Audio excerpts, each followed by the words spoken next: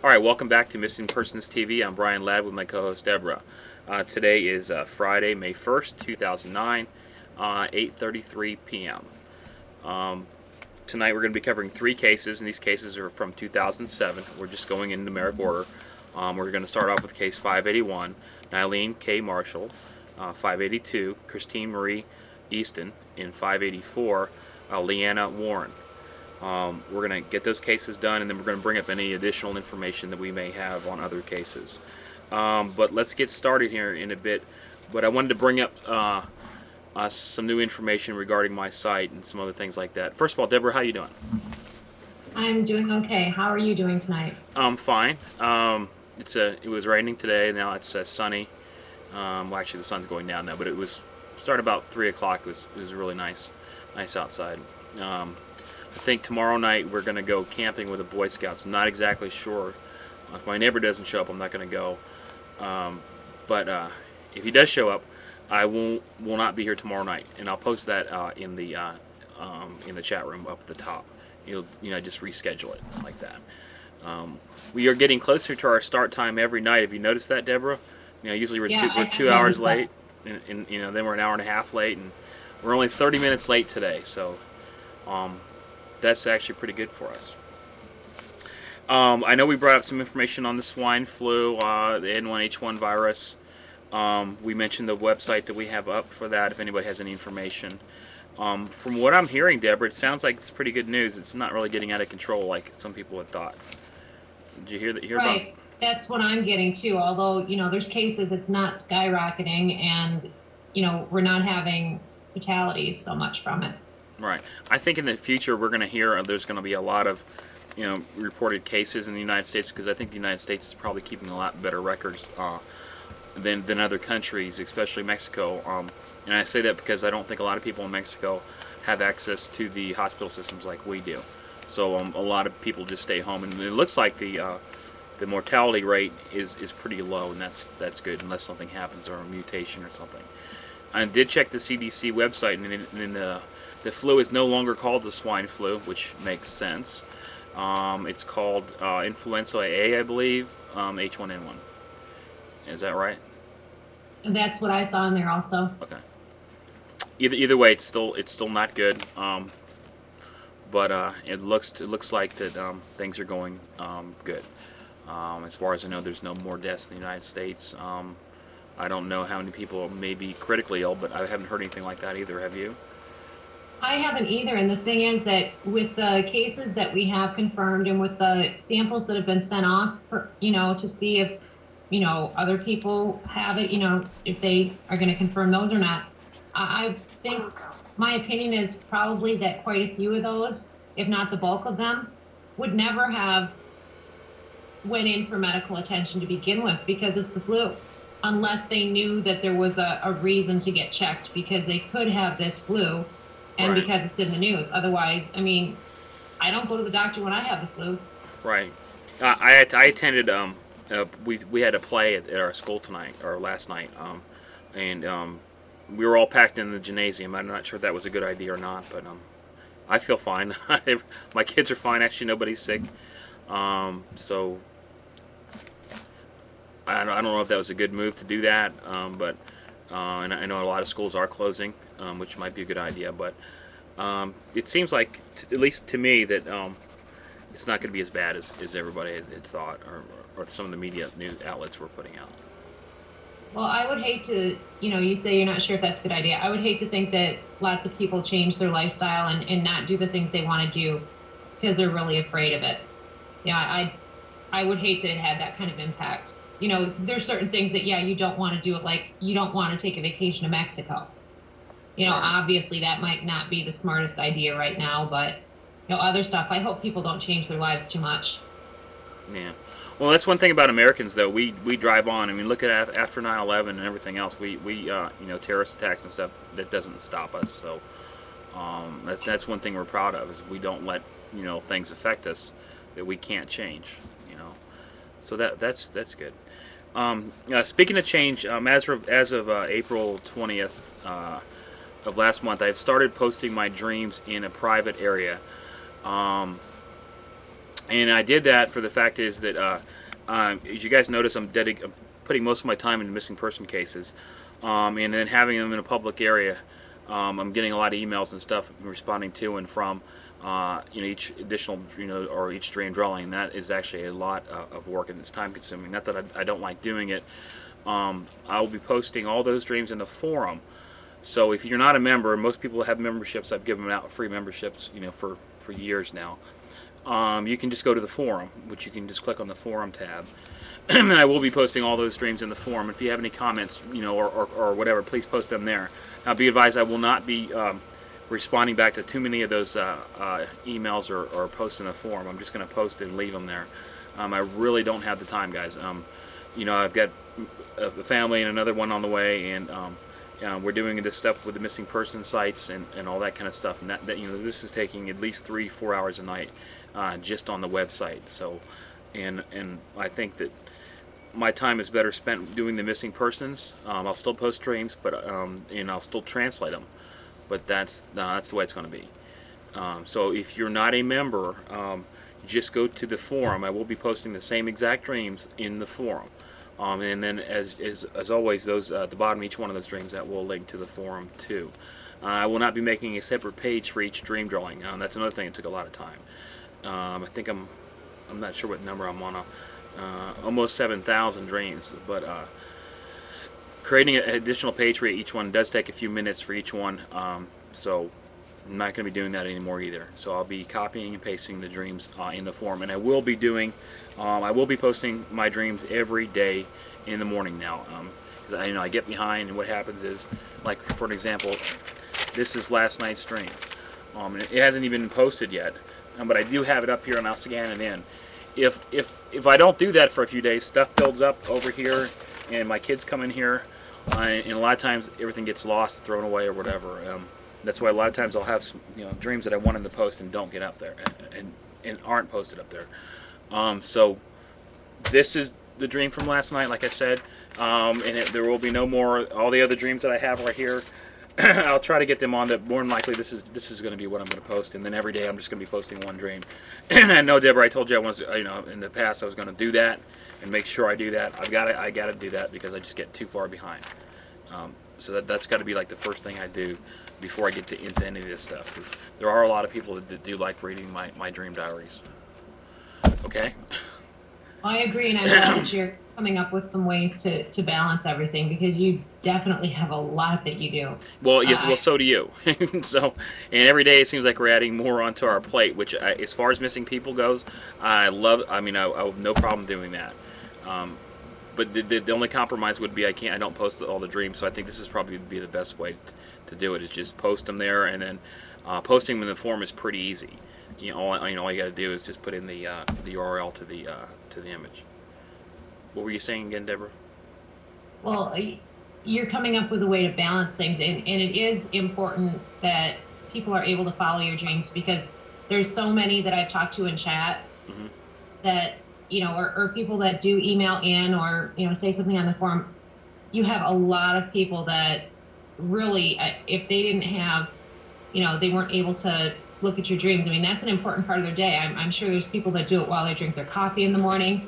There's, yeah, it's actually, like a some routine people do. to them, and you'll mess up everyone's happy routine, Brian. Well, I've already though. I've messed it in the past couple of months. I've been getting, I've been doing other stuff, and I put that on the back burner. So I really am.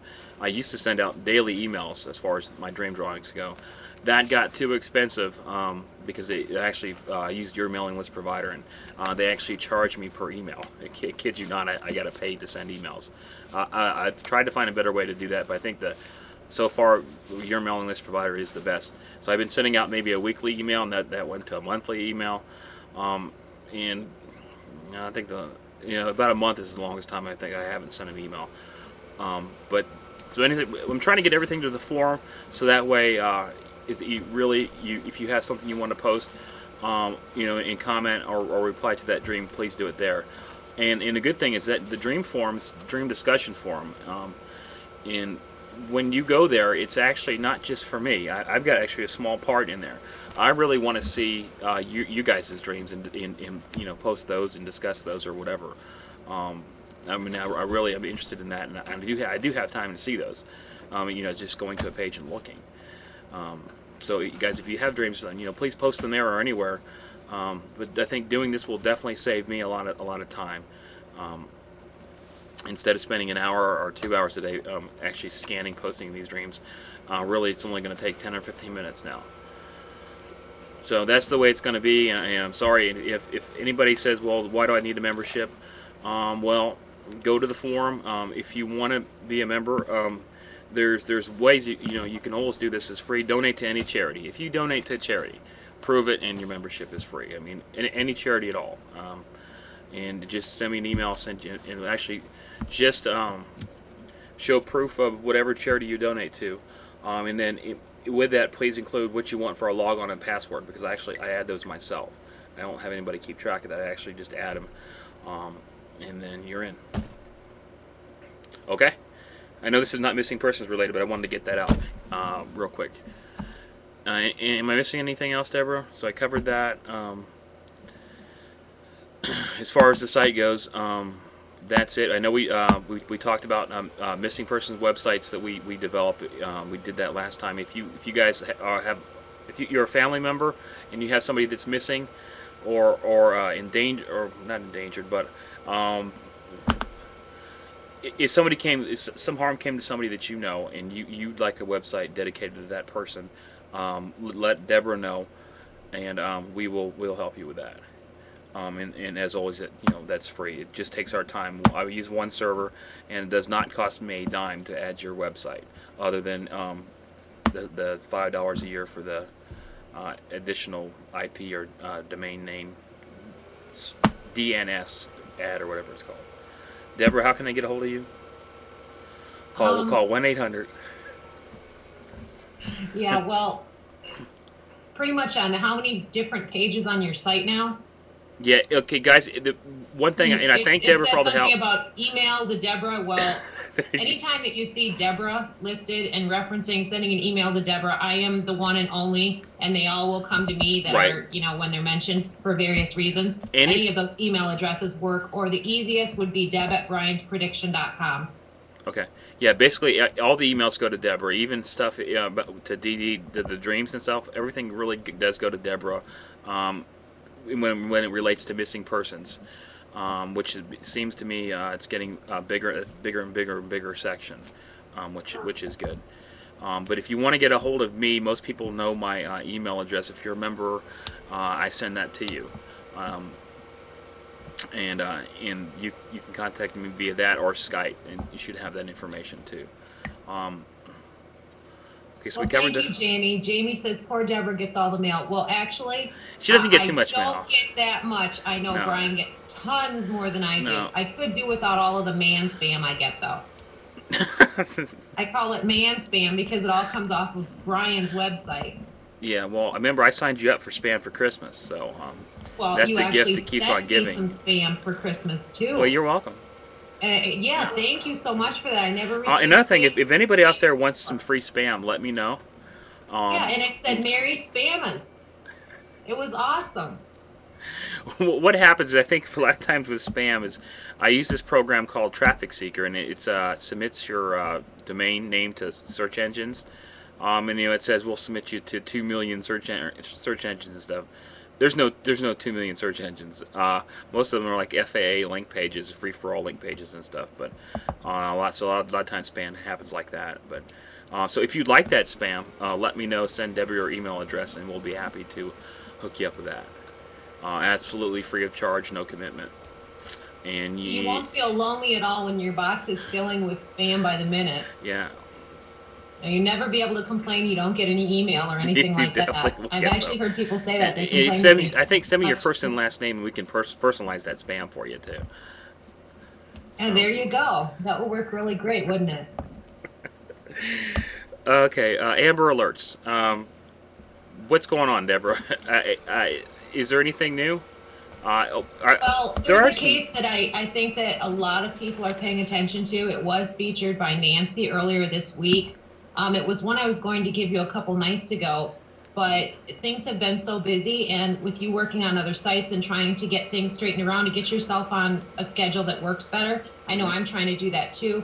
But the case I was going to give you is about that 17-year-old that went missing on spring break. Okay.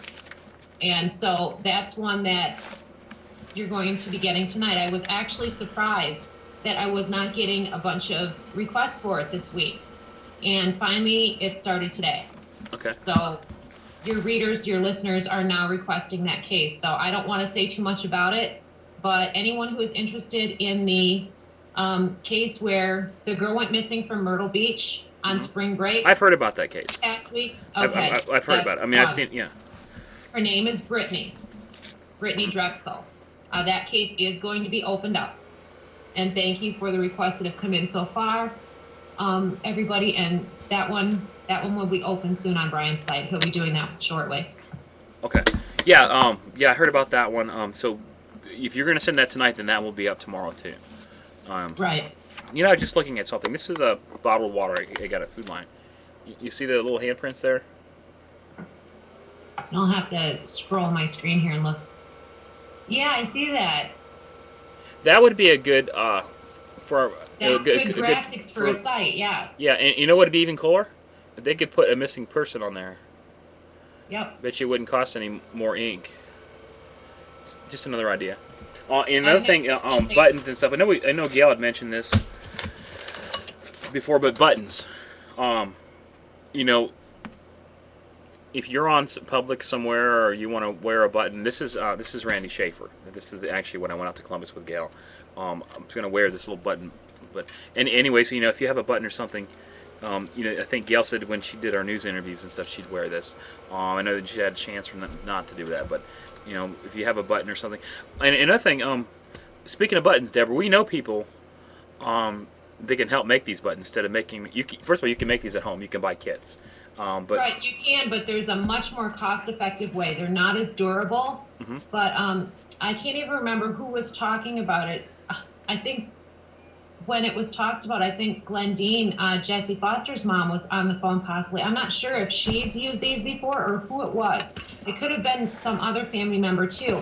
But if you go to Walmart, you get those big bags, and you just cut photos and put them in, snap them together.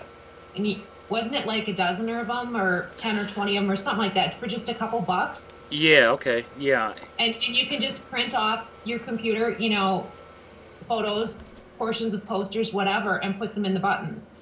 They're not quite as durable, but it works. But, you know, making the better ones like that too are pretty cost effective. If Kinko's prints free flyers, I wonder if they print free button inserts. I mean, it's just paper, right? Right. I'm sure they probably would. Okay. But yeah, you even said, Brian, you know, people can send those in and, you know, right to your P.O. box and. Yeah. Okay. Okay. So anything else? We're going to get that case covered. Adji still missing. Haleigh still missing. Yes. Anything else?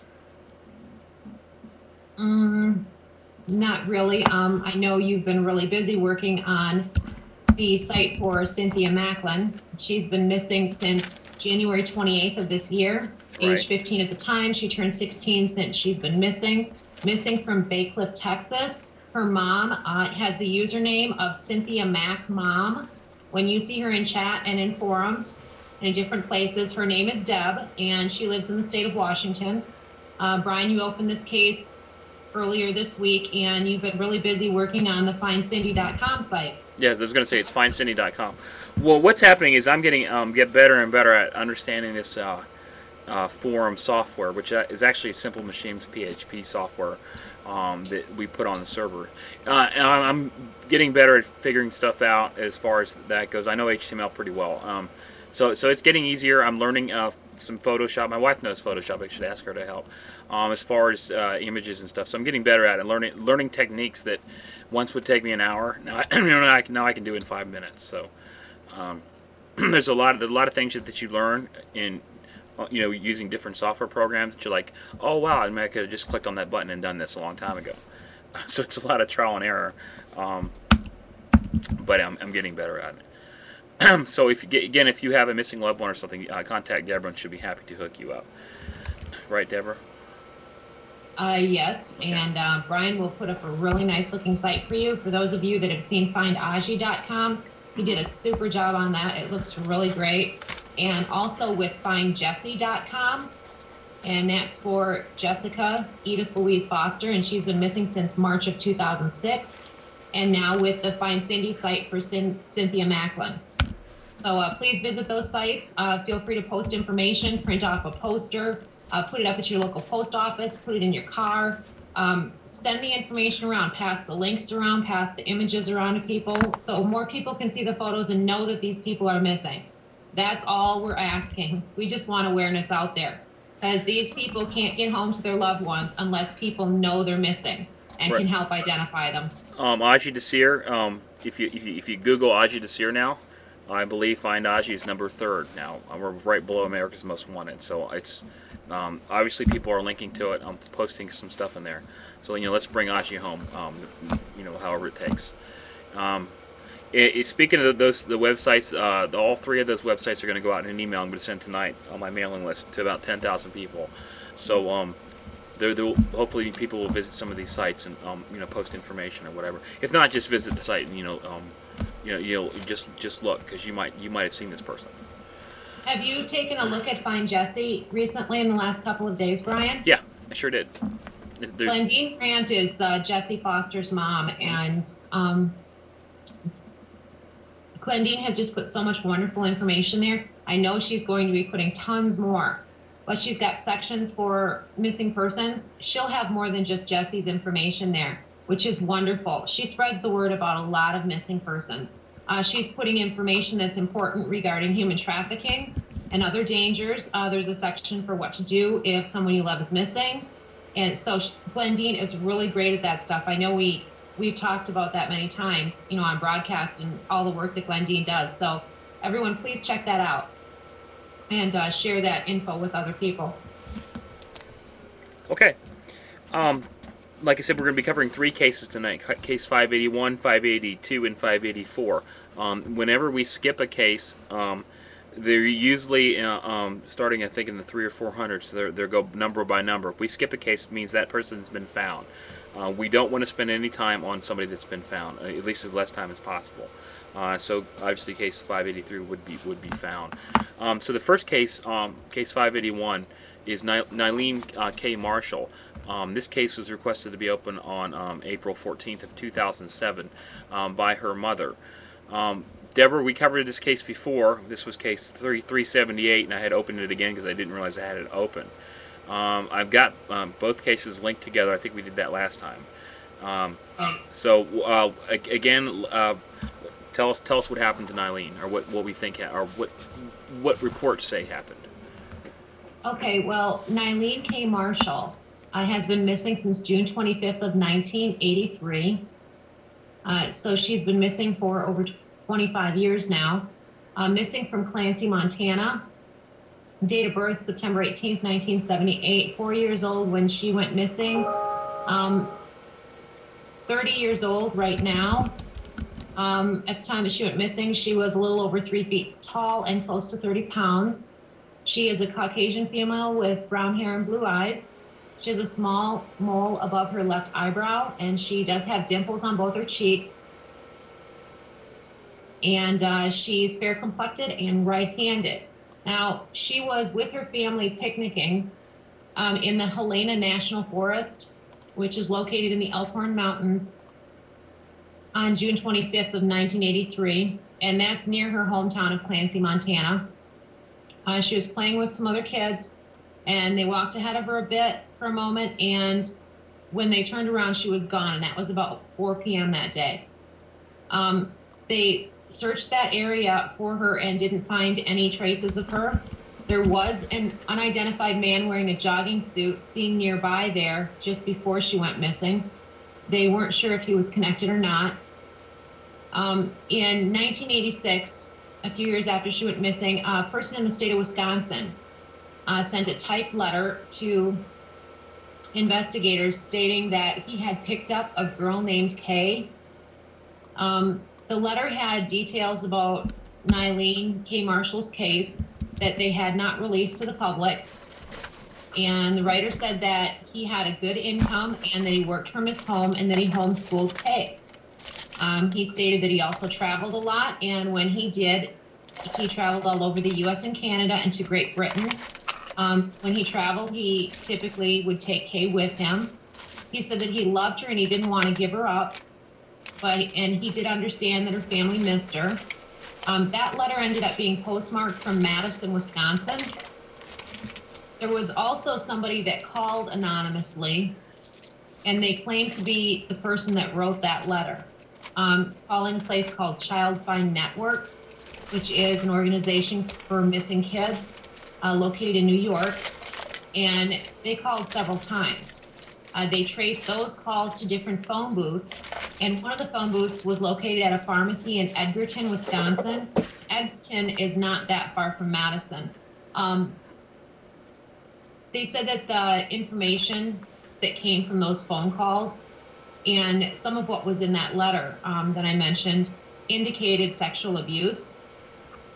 They haven't been able to locate Nyleen K up till now, and they have not been able to identify the person who wrote the letter or made the telephone calls. And they're not sure if that person really is connected to her being missing. You know, if the K that this person speaks about is actually Nyleen K. Marshall.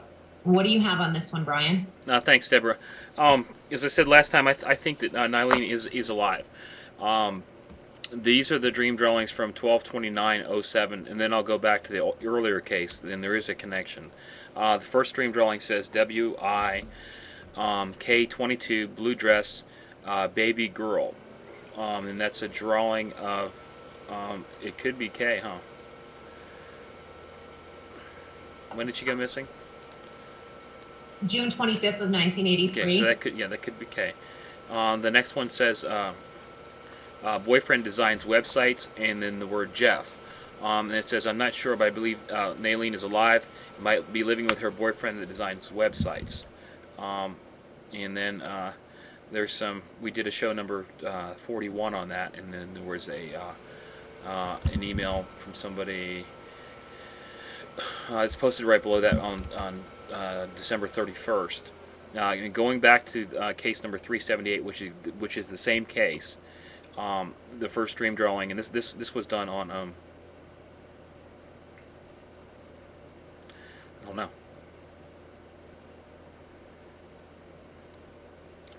I don't know. Hold on a second. Look a little closer.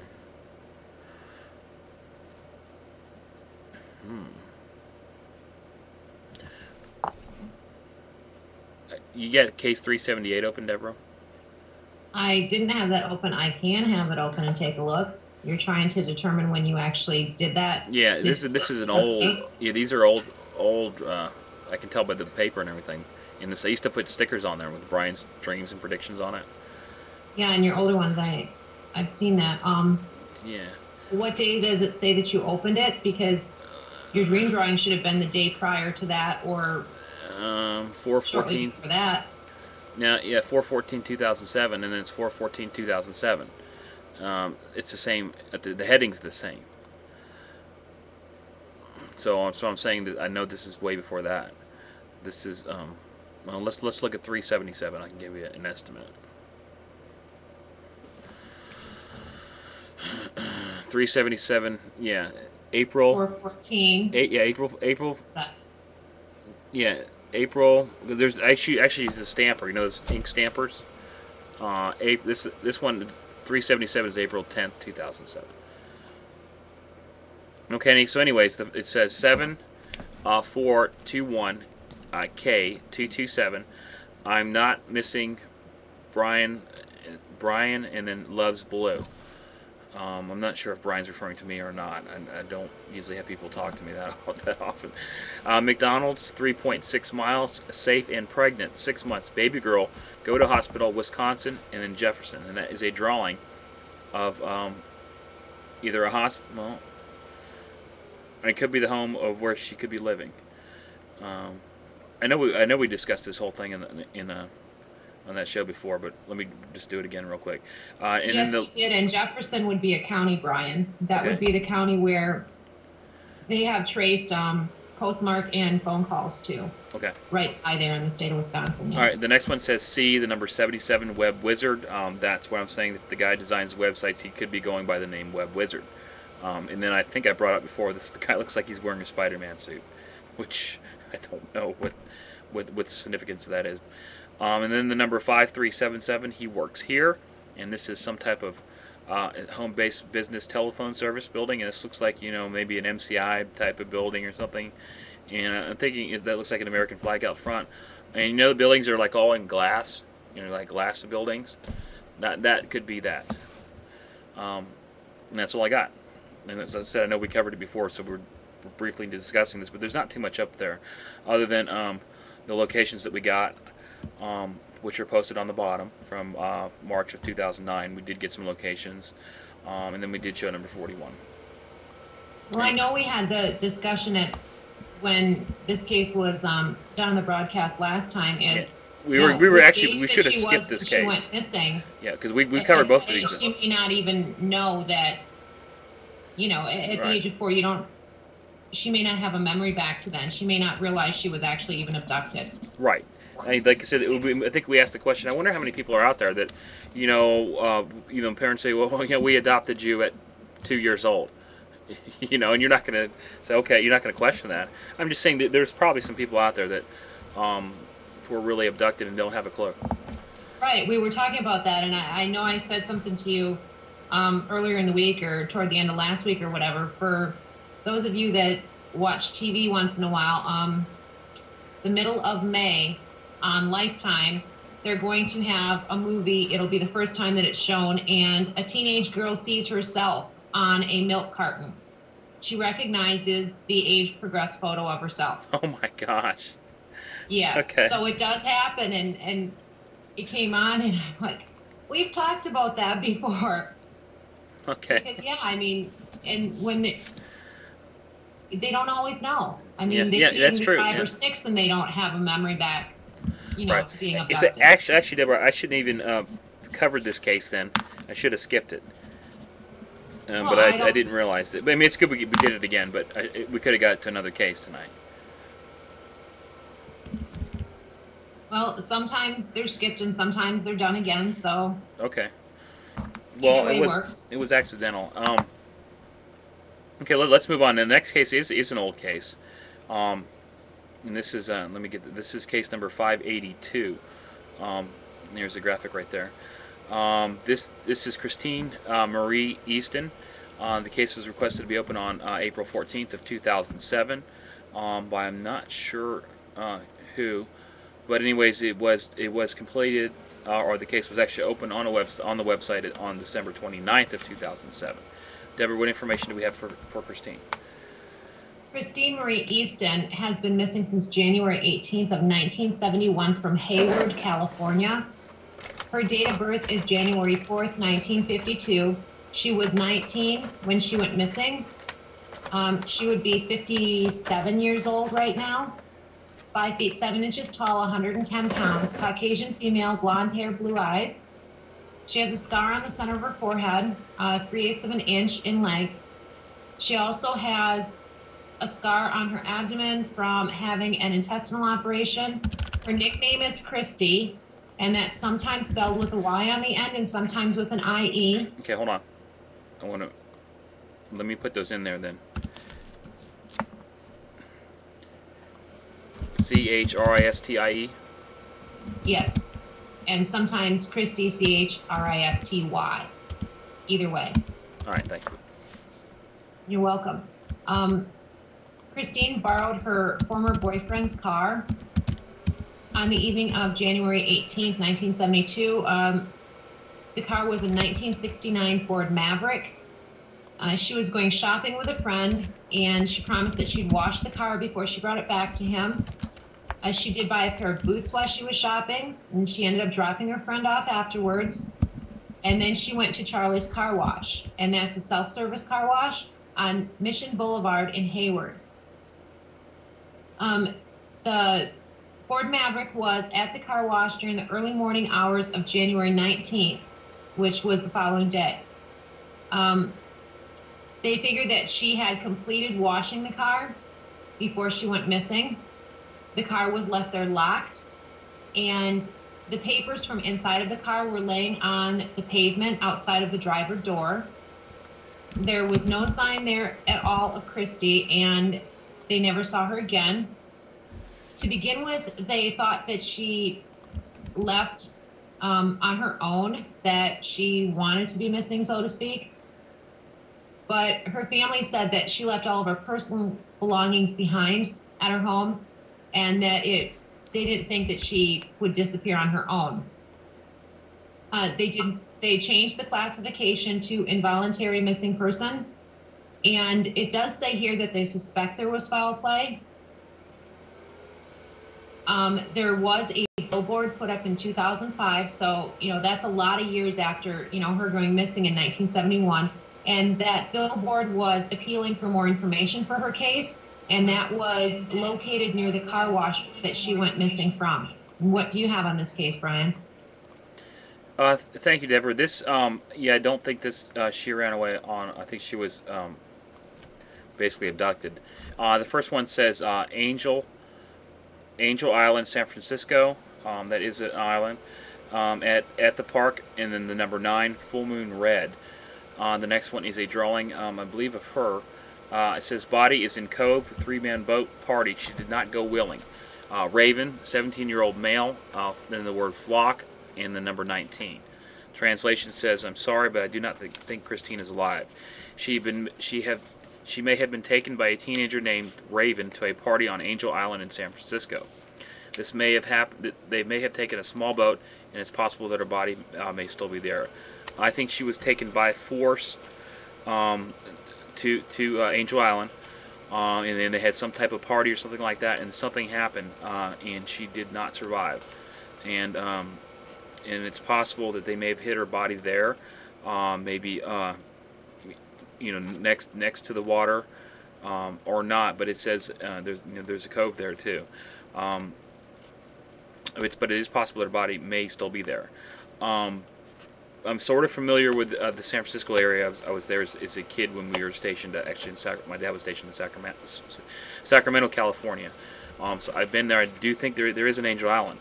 I'm sure there's some type of cove or something. We didn't do any research on this. There's no maps. There's no replies back. It's just an empty case. So maybe a little bit of research. If somebody knows anything about that, please post that information in the forums, which is missingpersonforum.com. Anything else in this case, Deborah? But no, I don't think she's alive, unfortunately, and I don't think she just ran away. No, I don't have anything else on Christine's case, Brian. Okay. One thing I did not know, there's no death symbol or anything like that, or the drawing they usually do. But as far as the wording goes, I'm pretty sure that Christine is not alive. Okay, let's move on to our last case of the night, and this is case number 584. This is Leanne Warner. The case is requested to be opened by a ghost hunter. You don't have the date that the request was made, but anyways, it was opened on December 29th, 2007. Deborah, what do we have for Leanne? It's Leanna, I'm sorry. Leanna. Yes. Once in a while, you may find her name listed as Leanne. Okay. You might find different variations in the spelling of Leanna also. She does have 2 middle names, so her full name would be Leanna Susan Marie Warner. I believe her nickname is Beaner. And she's been missing since June 14th of 2003 from Chisholm, Minnesota. That's Chisholm. Her date of birth is January 21st of 1998. She was 5 when she went missing. She would be 11 years old right now. 3 feet to 3 feet 2 inches tall at the time that she was missing, and 48 to 50 pounds. She's a Caucasian female, brown hair, dark brown eyes. She has a mole or a wart just above her left ankle, and she has a dimple on the back of her left shoulder. Like I mentioned, nickname is Beaner. Sometimes Little Beaner is what she's called. Her hair was cut to shoulder length at the time that she went missing, and she does have pierced ears. She was last seen wearing a sleeveless dark blue denim dress. with a belt, and she was not wearing shoes or socks. The last time they saw her, she was walking home from a friend's home, and the walk was only about a block and a half from her own house, so she didn't have a really long way to walk. She went over to play with a friend at about 4:30 p.m., and no one was home. The last place that they saw her walking was on Southwest 2nd Street or on Southwest 3rd Street in a westbound direction between 5 and 5:15 p.m. Leanna's mom, her name is Tiffany Kaylin Whitaker. More commonly, she may be referred to as Kaylin Warner. She started looking for it about 5:30, and she got children from the neighborhood to help her look. After they could not, find Leanna anywhere, she finally phoned the police, and that was at about 8:40 or between 8:40 and 9 p.m. Authorities searched extensively, and they searched for several days, and they also brought in helicopters and bloodhounds looking, but they came up with no signs, no traces of Leanna. Where she lives is located near the Iron Mountain Range, and if she got lost in the mountains, she probably would not have survived for any more than 72 hours. There is a fear that she got lost in the mountains. There is no evidence that she was actually kidnapped, and the authorities are thinking that even though there's no evidence, that is a pretty likely scenario, because they think they would have found her if she had wandered around, or they would have found some sort of trace. The tracker dogs did trace her scent to the edge of a road, but then they lost it. There was a man in his mid-30s, and this is an unidentified man, seen walking around that neighborhood at about the same time that she went missing. They say that he's about 5 feet 10 inches tall and 155 pounds, having a dark colored tattoo of a star or of a sun on his right arm, that he could have had a maroon and blue two-door Cadillac. Also, the Cadillac would belong to another man, and that would be an African-American man in his 20s or his 30s, who is either bald or shaves his head. And then there's possibly a older model, rusty brown pickup truck, driven by a Caucasian man with black curly hair in that area. So there's the man on foot, there's the man with the maroon and blue Cadillac, and then the man with the rusty brown pickup truck. There's those three unidentified people in the area at the time that she was missing. They were never able to identify the vehicles or these three different men, and they don't know if they had anything to do with it. They did arrest somebody in August of 2003 in that same area. His name's Matthew James Curtis. They arrested him on child porn charges. That was not directly related to Leanna's case. They did interrogate him extensively to see if there was some sort of connection. But they weren't able to, make a concrete connection between them. He was found dead in September of 2003, the day before he was supposed to appear in court for the child porn charge. Police say that he suffocated himself, and they found his body in a gravel pit. They do rule it as a suicide, and there has been some speculation that he didn't actually commit suicide, but that he was possibly murdered as a form of revenge or some sort of gang-type killing. And then it was staged to make it look like he committed the suicide, but they haven't been able to confirm that either. So they do believe that there has been some foul play with Leanna, though, with her going missing. And, with that guy committing the suicide without them being able to tie anything, it doesn't necessarily mean there wasn't anything there. Hopefully she's alive and well and out there somewhere else. But what do you have on this case, Brian? Thanks, Deborah. Good research again. I think that she's alive, and I think that she was abducted, more than likely by Wild child molester, I'm assuming here. The three people you described does not match at all the drawing that I have for the guy that's in the second DD. So let me start off with the first one.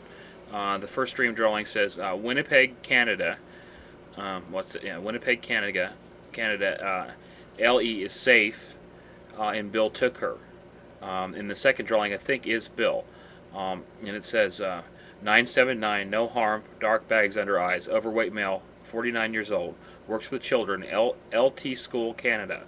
The drawing of a school at the top of the second dream drawing. It's not a very good drawing, but there's some numbers here, and then there's a school.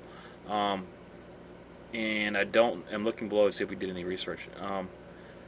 It says LT on the sketch could be shorthand for at.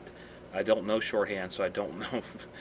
I don't know if that's what it is. It says LT School, and the guy's got glasses. It looks big round face, balding hair in the center. And I think he's the person that may have took her. But it says no harm, and then Winnipeg, Canada. I think we need to research this one and redo it. But I do think that Leanna is alive, at least when these dream drawings were done. What do you think, Deborah? I'm sorry, I'm reading some of the stuff right here on her too.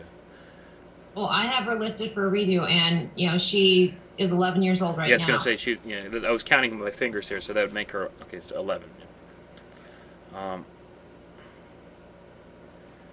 So this kid could be totally brainwashed at this point. Exactly.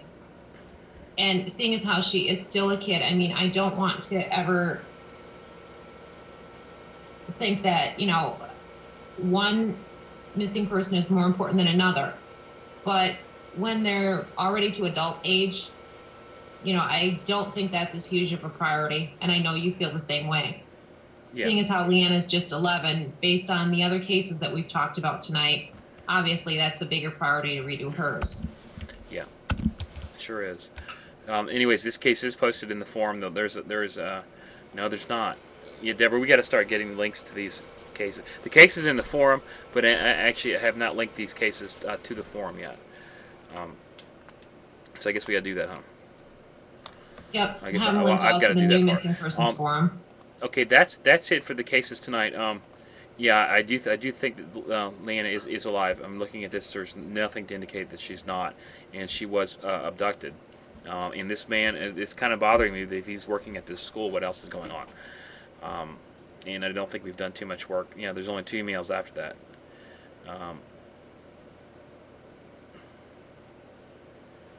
And that's it. And there's a person that I don't even know. I'm trying to read who this was, but I blocked out the name.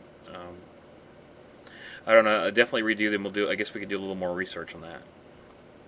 But that's all I have. I do think that she's alive, though. Okay. Okay. Thanks. Oh, what we're missing? Hold on 1 second. I'm just looking at something. Okay. What did we cover tonight? I think we got everything. I think we got everything too. We did the next 3 cases for review, and then we discussed other ones. Okay. Like we normally do. We're still doing the what's in the box learning challenge or whatever. Here's the box again. You guys don't know what I'm talking about. Go back to some old shows and watch them because they'll be there. So anyways, we'll see you guys tomorrow night, 8 o'clock Eastern Standard Time on Missing Persons TV with Brian and Deborah. Thanks again, Deborah.